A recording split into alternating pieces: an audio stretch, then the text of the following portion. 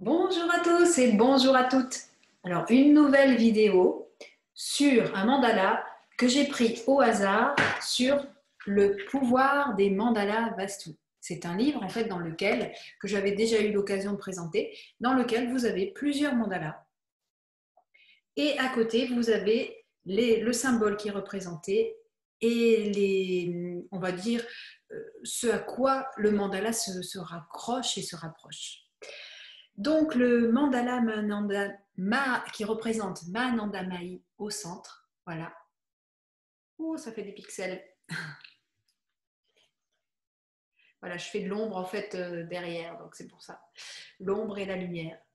Donc, Mahanandamayi, qui est une sage indienne, c'est une personne qui est décédée, je crois, dans les années 70. Non, peut-être un peu plus tard. Je ne sais plus. Je vais vérifier ça tout de suite pour ne pas dire de bêtises, parce que j'ai pas spécialement envie de dire des bêtises à son propos. En même temps, la ligne du temps, elle est décédée en 1982, exactement. En même temps, cette ligne de temps, on va dire, cette temporalité est un peu parcellaire parce que, en fait, ça fait des brouillages sur mon écran. Désolée, désolée. Hein, voilà, peut-être que c'est mieux. Oui, je ne suis pas une pro de la technique et en même temps, je n'ai pas envie de faire des choses. Évidemment que c'est artificiel avec ce fond derrière, mais en même temps, j'ai envie de faire des choses plutôt tranquilles et cool, c'est-à-dire qu'il y a des imperfections. Vous voyez, quand je remue, là, ça fait des imperfections.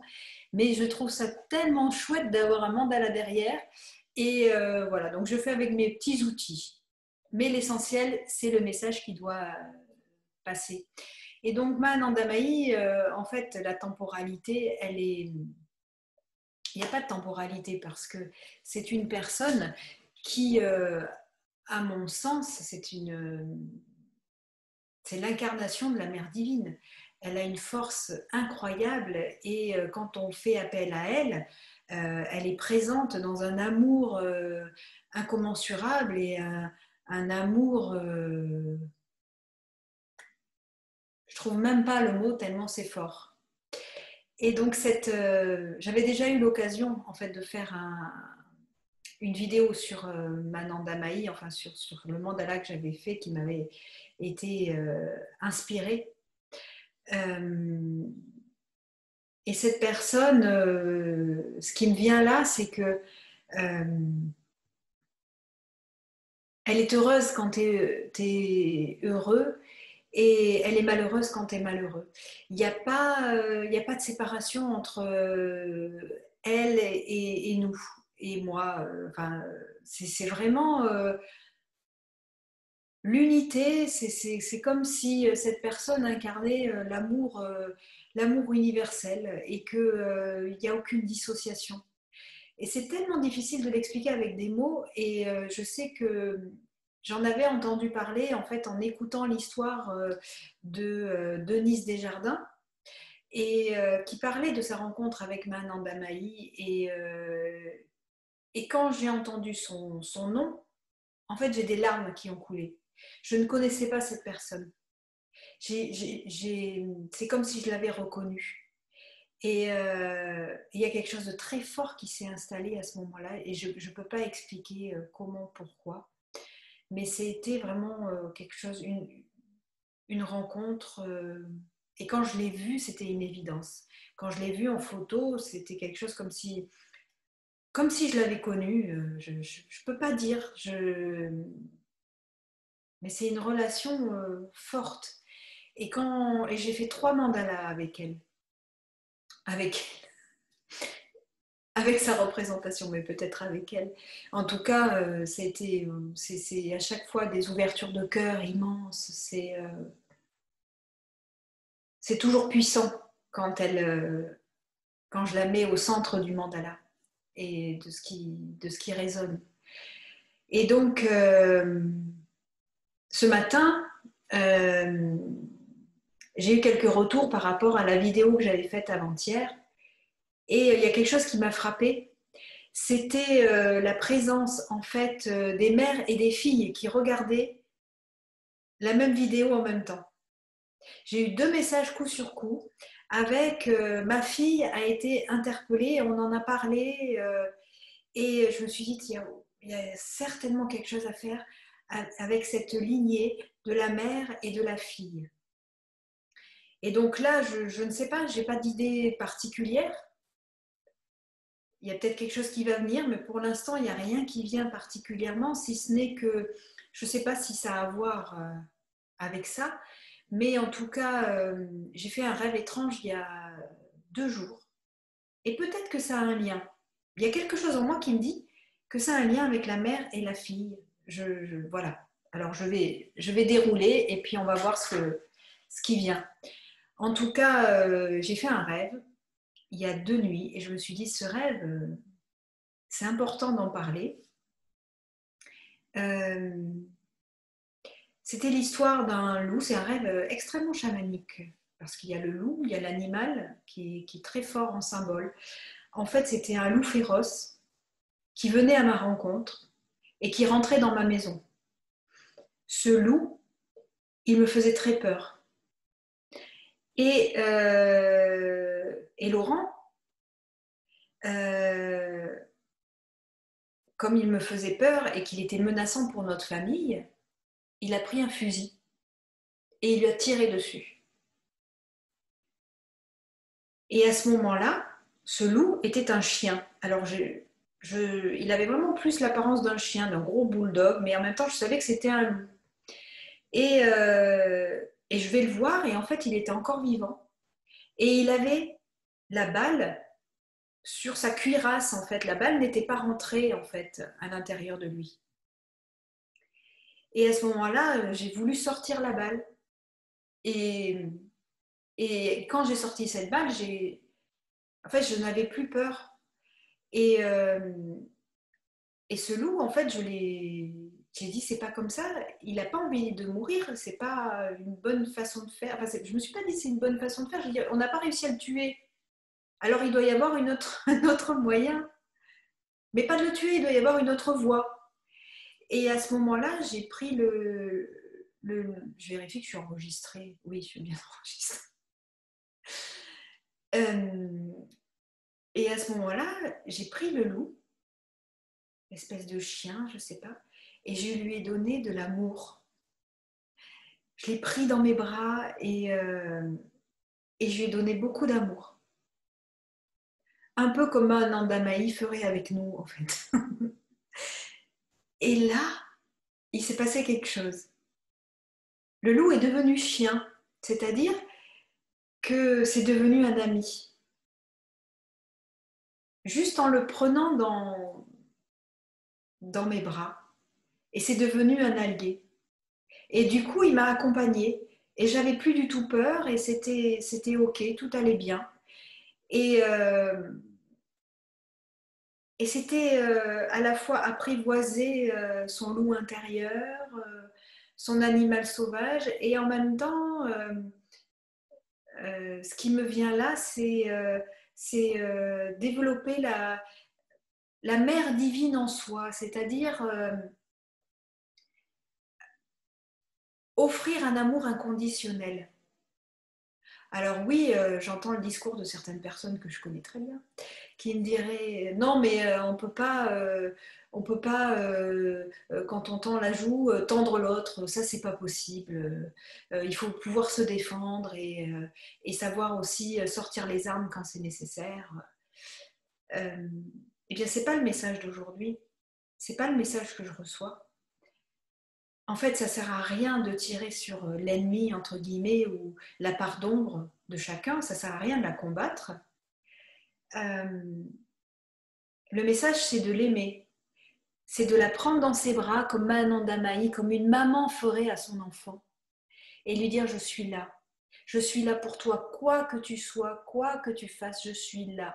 Je te prends dans mes bras, je t'accepte dans toute ta sauvagerie, et je t'aime, et je t'accompagne, et je suis avec toi. tu es là. Je ne peux pas te tuer. Tu es là. Toi, ma bête sauvage, ma part d'ombre, tu es là. Et je t'aime. Et peut-être qu'il y a des moments où tu vas aboyer, il y a des moments où tu vas montrer les dents et ce sera peut-être même dangereux. Mais en même temps, je te prends dans mes bras et je t'aime dans cette part divine que j'ai en moi et, euh, et je t'accepte tel que tu es. Parce que te voir souffrir, te voir en colère, me met, me rend triste et me rend mal. Et en même temps, te voir apaisé à mes côtés m'apaise aussi. Et donc, c'est sans doute une voix christique. C'est ce qui me vient là. C'est la voix du Christ, la voix du cœur. C'est vraiment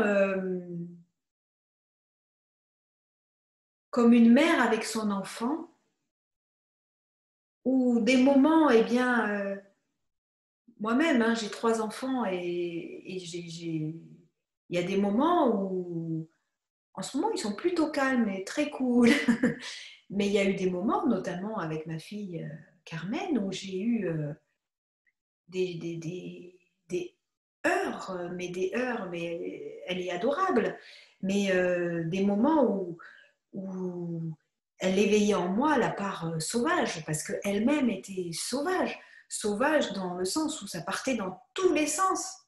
Et donc moi, ça a éveillé ma part sauvage. Et qu'est-ce qui se passait? C'était le conflit. Aussi petite soit-elle, il y avait un conflit. Et puis la rage qui me montait. Alors que peut-être dire et prendre cette part de soi en disant oui, ok, c'est féroce. Elle éveille ma part de férocité, de rage. Et en même temps,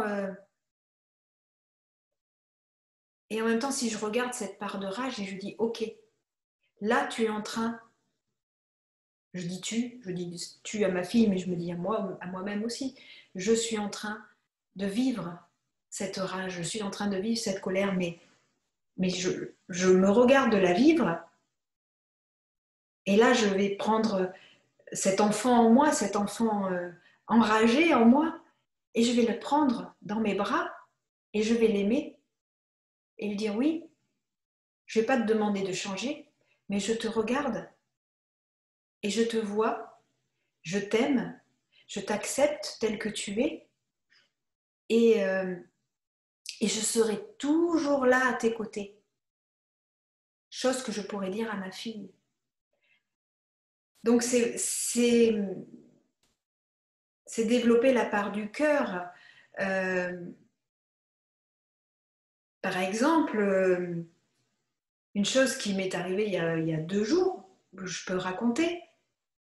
J'étais en voiture, j'amenais mon fils à l'école et, euh, et un camion, un gros camion, parce que je suis dans une région viticole, et un gros camion qui embouteille qui met en bouteille ou je ne sais quoi, enfin, je ne sais pas ce qu'il faisait, mais en tout cas, il était au milieu de la petite route et devant un virage. Et moi, voyant ce camion, je m'arrête avec ma voiture devant. Et là, je remarque que je n'ai aucune visibilité. Je ne vois pas. Je suis obligée de passer à l'intuition. C'est-à-dire, dans ce cas-là, je fais appel à l'intuition. Je dis, bon, bah, il n'y a pas de voiture. Je ressens en moi qu'il n'y a pas de voiture. Mais attention, hein, je ne vous conseille pas de le faire. Je ne suis pas en train de dire que l'intuition est toute puissante. Hein. Moi, je me permets de le faire, mais je ne vous conseille pas. Sauf si vous êtes bien en phase avec ça. Mais en tout cas, je me suis dit, bah là, il va falloir que je sente s'il y a une voiture qui arrive ou pas. Mais enfin, c'est quand même dangereux. Et j'ai pensé aux autres derrière. Je me suis dit, bah, si, ou même moi, hein, ça peut créer un accident quand même. Donc, je vois ce monsieur-là et je lui indique, je lui dis, là, je vois rien. Je m'arrête, donc je dis, je ne vois rien. Et là, je sens son visage qui se durcit et qui devient féroce, comme une bête. Et c'était, d'ailleurs, j'avais fait le rêve juste avant. C'est drôle. La nuit d'avant, j'avais fait le rêve. Et comme une bête, il me dit, mais si, vous voyez bien que vous voyez la route. Et je le vois comme ça apparaître. Je dis, mon Dieu, je suis en train d'exciter la bête sauvage en lui, et là, je reçois un coup dans le cœur. Je me dis, mais ce n'était pas le but. Je voulais juste l'avertir parce que peut-être qu'il n'était pas conscient de ça. Et il y a quelques temps de ça, ça aurait éveillé la bête féroce en moi. Et là, j'aurais eu envie de sortir de la voiture et de lui mettre 2 nions dans la figure. Et ou alors ça m'aurait mise mal, j'aurais accroché le volant comme ça en me disant bah voilà, voilà, maintenant il y a des gens qui sont complètement inconscients, etc. Et là, j'ai senti en moi, j'ai dit, quand j'ai vu ce monsieur, j'ai senti fou que ça montait et puis c'est redescendu parce qu'en fait j'ai ressenti de la compassion. Je me suis dit, bah en fait, là, ce monsieur, il n'est pas bien. Il a peut-être eu une mauvaise matinée, il est sur la défensive, c'est pas du tout le moment d'aller lui parler. De toute façon, il est hypnotisé, il ne voit rien, il ne peut pas voir. Donc, je trace ma route, je ne peux faire que ça. Et après, je me suis dit, mais même si c'est un con, parce que peut-être que c'est un gros con, ce que je me suis dit intérieurement, c'est un gros con, c'est une grosse bête féroce. Et après, je me suis dit, mais peut-être pas. Et ça a complètement apaisé après à l'intérieur quand je me suis dit, mais si ça se trouve, là, j'ai éveillé sa bête féroce. Dans l'énergie, il y a quelque chose qui s'est calmé. Et peut-être que lui aussi, il y a quelque chose qui s'est calmé. Il s'est peut-être dit, ah ouais, bon, ben, peut-être que j'ai envoyé paître cette dame-là, mais peut-être qu'elle a raison, donc je vais modifier ma place, je vais changer de... Enfin, je veux dire, je vais soit avancer mon camion, le reculer de manière à ce que les personnes aient de la visibilité sur la route. Et peut-être que c'était juste un coup de sang et puis que finalement, 1 kilomètre après, que j'ai parcouru 1 kilomètre, lui aurait réalisé ou pas. Mais en même temps, j'ai eu de la compassion pour cette bête féroce. Et là, j'ai senti que moi, ça m'avait vraiment beaucoup apaisé. Et ça ne m'avait pas rongé. Alors c'est peut-être une clé, je ne sais pas. Je suis en train de l'expérimenter. Peut-être que dans la nuit, on m'a donné cette clé-là, que j'ai appliquée. D'ailleurs, c'est drôle, je vous parle de ça. Je suis en train de réaliser que j'avais fait ce rêve et que le matin, j'ai eu cet incident, entre guillemets. Ça ne m'a pas pris la journée, mais enfin, quand même, ça m'a marqué parce que j'ai senti énormément d'agressivité de la part de cette personne. Et, euh, et c'est vrai que en regard au contexte, avec le contexte, j'arrive plus à parler. Enfin, lorsque l'on se met face au contexte actuel et que l'on l'observe, eh bien, il y a énormément d'exercices à faire dans ce sens-là. Et ça demande beaucoup de lâcher prise, beaucoup d'amour, parce que c'est vrai que on est à la fois, enfin pour ma part, je suis dans l'envie de respecter et d'aimer les personnes que je croise, qui sont souvent dans la peur, l'angoisse, l'anxiété, la réactivité exacerbée. Et, euh, et en même temps, je pense que j'ai envie de les aimer, de fraterniser, et en même temps, je me dis, mais il y a pas d'issue, enfin, c'est compliqué. Parce qu'on ne peut pas, en conclusion de cette discussion, euh, apprivoiser une bête sauvage, c'est compliqué. Une bête sauvage restera une bête sauvage. Sauf si elle met de la conscience dans son corps et qu'elle grandit et qu'elle choisit d'incarner la lumière et de faire entrer le divin en elle. Mais si elle choisit d'être bête sauvage, enfin elle choisit, elle reste dans son état de bête sauvage, eh bien la personne qui est peut-être un peu plus consciente, c'est à elle de faire le boulot comme un parent ferait avec un enfant. Et je pense qu'en traçant des sillons comme ça dans l'énergie, parce qu'en fait, quand on fait des actes de cette manière-là, eh bien, on peut se dire, c'est invisible, ça ne sert à rien.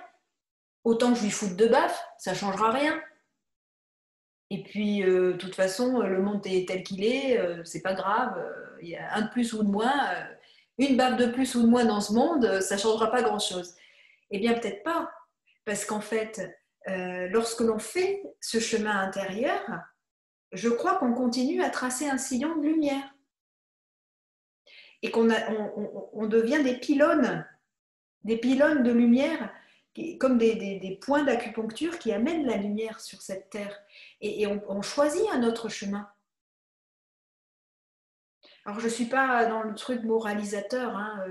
C'est vrai qu'on pourrait prêter ces propos comme étant des propos moralisateurs, etc. Non, chacun en est là où il en est. Et combien de fois je me suis mise en colère, mais vous ne pouvez pas imaginer.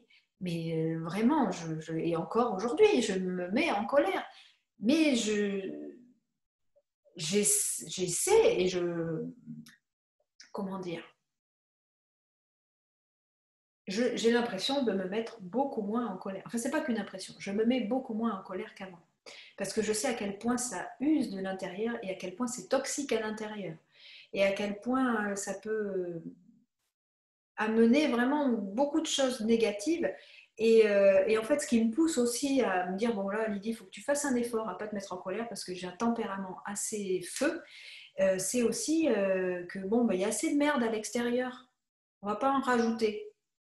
Voilà, c'est le côté positif. Bon, je rigole toute seule, j'espère que je vous ai bien fait rire. Je ne sais pas, mais en tout cas. Allez, on va faire la méditation avec Mananda Mahi. Et ensuite, on fera l'exercice d'intuition, c'est-à-dire de retranscription de ce que vous avez ressenti. Mais pour l'instant, on va rester dans le ici et maintenant. On est juste dans l'échange avec le mandala, avec la force et la puissance du mandala. Je regarde l'heure, il est 16h16. Il faut que je fasse attention à l'heure aussi, puisque j'ai quand même des impératifs familiaux, donc voilà, mais ça va le faire. Et puis j'aime pas faire pause et reprendre parce que du coup je serai pas dans l'énergie de la vidéo. Vous voyez, je vais être peut-être croiser encore un camionneur qui va m'énerver. Du coup, j'arriverai pas à me mettre dans la vidéo dans l'instant. Donc voilà, on continue. On va faire cette méditation ensemble. Donc j'installe le mandala face à vous.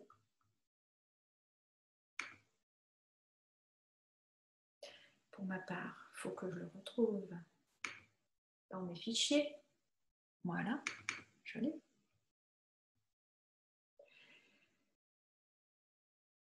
Donc, prenez le temps de vous installer confortablement.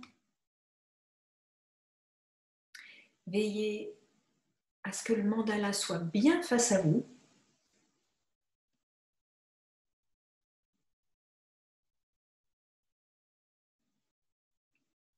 Et je vous invite à l'observer.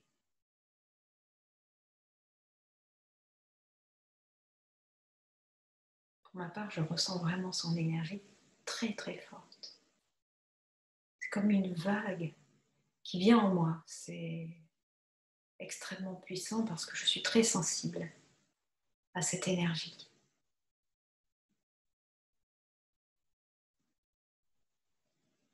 Donc vous allez l'observer.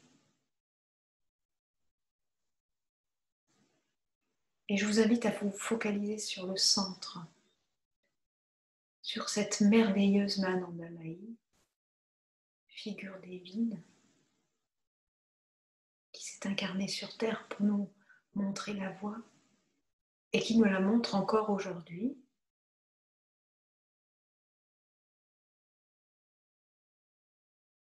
Et je vous invite à rentrer dans cet amour infini, immense,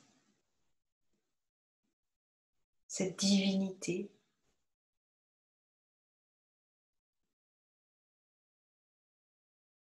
Et vous allez demander intérieurement à ce que cette divinité fasse écho en vous,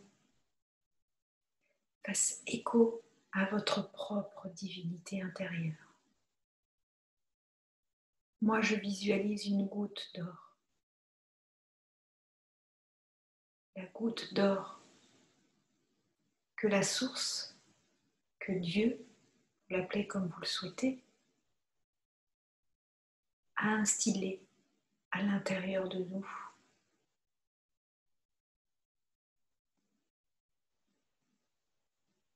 Et là, vous allez fermer les yeux et visualiser cette goutte d'or.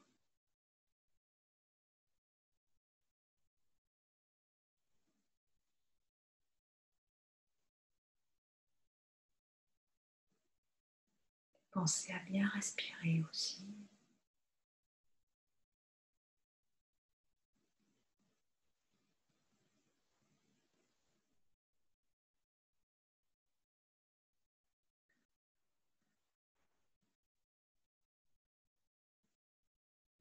Ressentez dans le corps. Vous pouvez voir aussi la goutte qui s'écoule et une autre goutte qui naît, une goutte d'or. Comme un alchimiste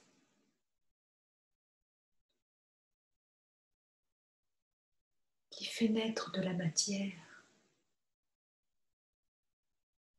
le matériau or.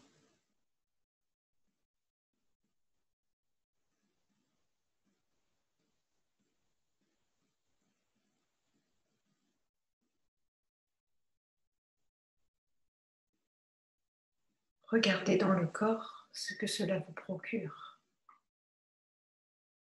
Ressentez.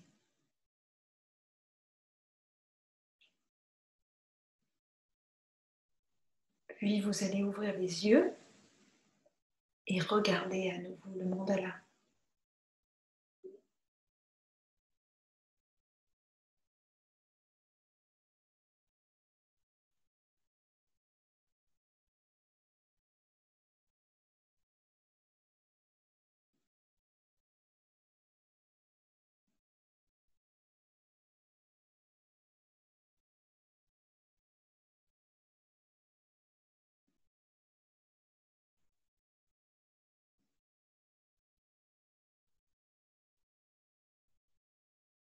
Observez-le.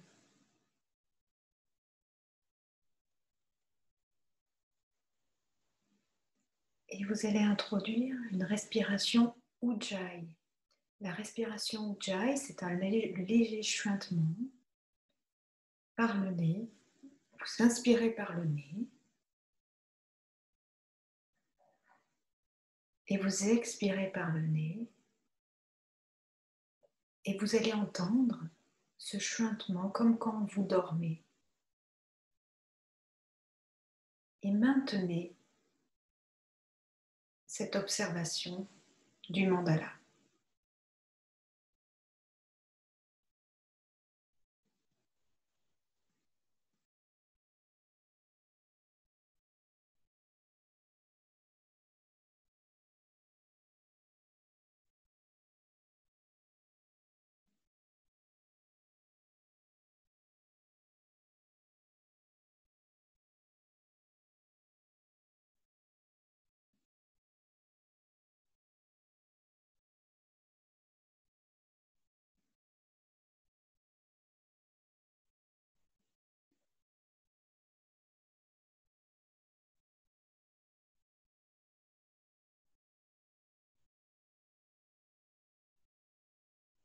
Puis vous allez fermer les yeux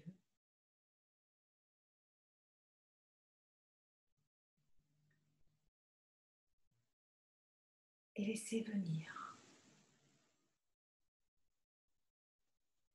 naturellement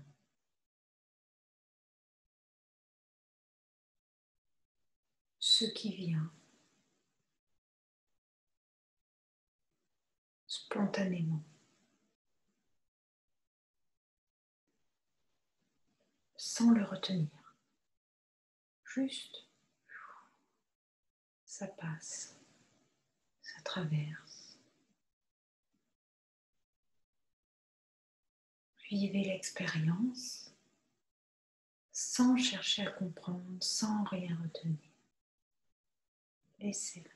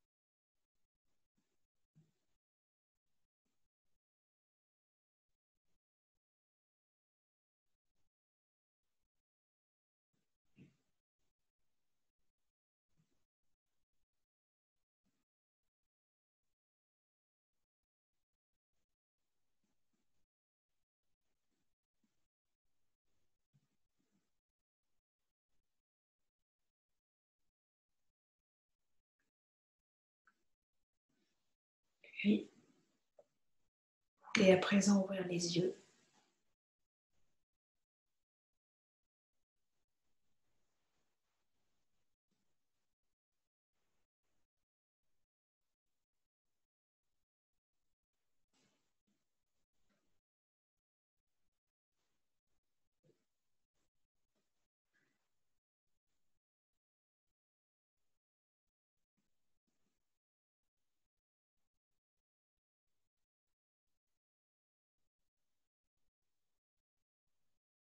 J'ai trouvé que c'était une méditation très puissante.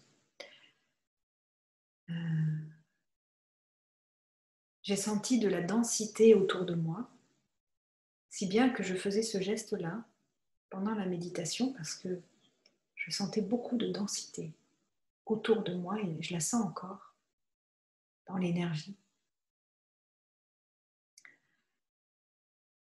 Donc là, on est, pour ma part, je suis au niveau corporel, ressenti corporel.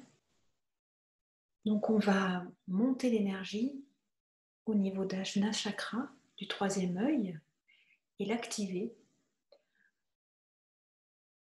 en allant chercher et en allant puiser dans notre psyché et dans ce que l'on peut percevoir, ce que le mandala nous inspire ou nous a inspiré. Donc ce qui sera très intéressant, c'est que soit vous le notez, vous pouvez aussi vous enregistrer et surtout n'hésitez pas à le partager avec moi, que ce soit dans les commentaires en bas, si vous voulez que ce soit visible par tous. Ça peut être aussi par mail, vous pouvez facilement trouver mon adresse mail ou m'envoyer un WhatsApp audio, un message audio, que ce soit par mail aussi ou par WhatsApp ou par Messenger. Je serais vraiment ravie d'avoir vos retours. On va se mettre donc à cette énergie qui remonte au troisième œil. Donc, pour ceux qui ont déjà fait les ateliers, donc je vous invite à prendre un carnet et à écrire. Pour ceux qui, ou aussi juste le prendre comme cela, pour ceux qui n'avaient pas prévu d'avoir ce petit carnet, ce crayon, je vous invite à faire pause, mais ne pas trop vous extérioriser pour prendre ce crayon, ce papier, et on va prendre un petit temps pour noter ce qui vient. Voilà. Et moi, je vais le noter, je vais faire l'exercice en même temps que vous et je le partagerai à la suite de la vidéo. Donc, je vais mettre à nouveau le mandala en vue et je vous laisse noter ce qui vous vient.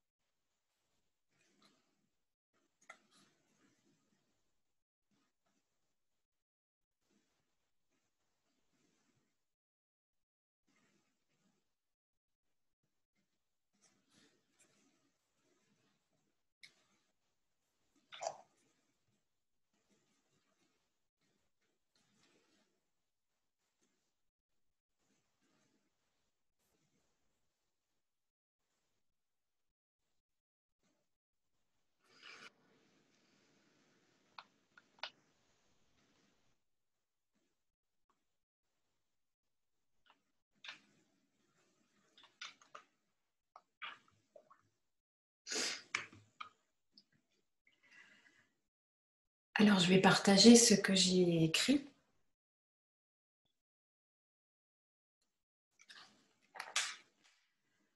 Alors, j'ai vu un rouge-gorge, puis un serpent. C'est la Kundalini.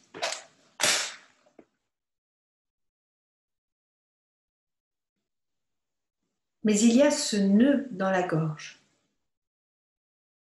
Et là, je revois la goutte d'or. Et j'entends la goutte d'or est dans la gorge. Amritat, c'est le mot qui me vient. Amritat, c'est un mot sanskrit. Je crois que cela veut dire la vérité ou l'immortalité. Je sais pas. Je peux de suite vous dire, c'est pratique, je suis devant l'ordinateur.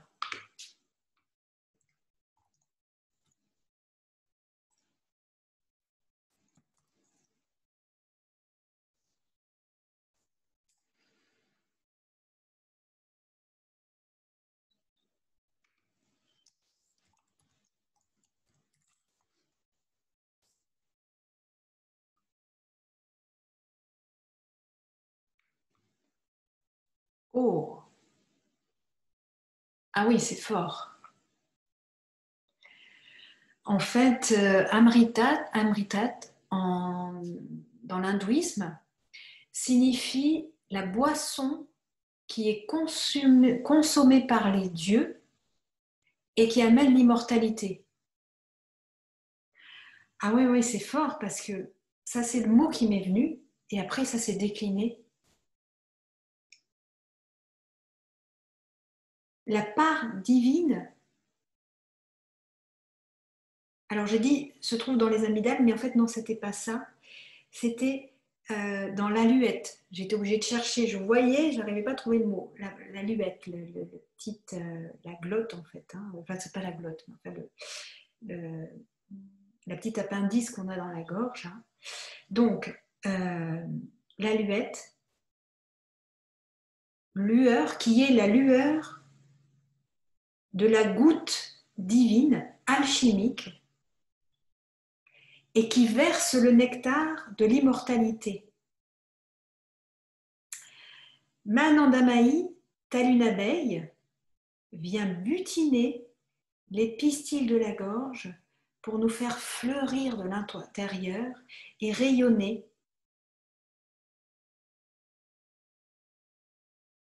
Tel Saturne, alors je ne sais pas ce qu'il vient faire là, mais enfin, tel Saturne dans toute sa grandeur, entouré des anneaux de sable et de roche, formant la dualité, qui est la part d'ombre, mais qui ne l'atteint pas. Le soleil fait son œuvre, son rayonnement passe par l'aluette.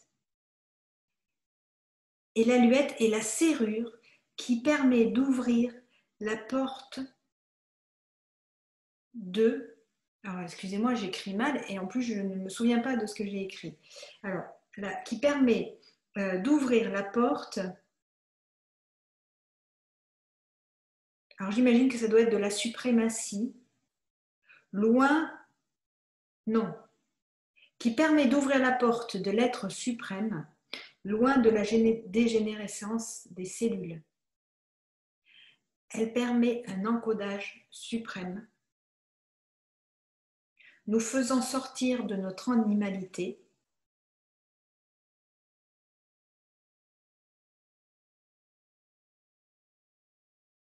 nous faisant émerger comme, je ne sais pas ce que j'ai écrit là, mais comme des hommes conscients dans une dimension proche de Saturne, majestueuse, rayonnante et stable.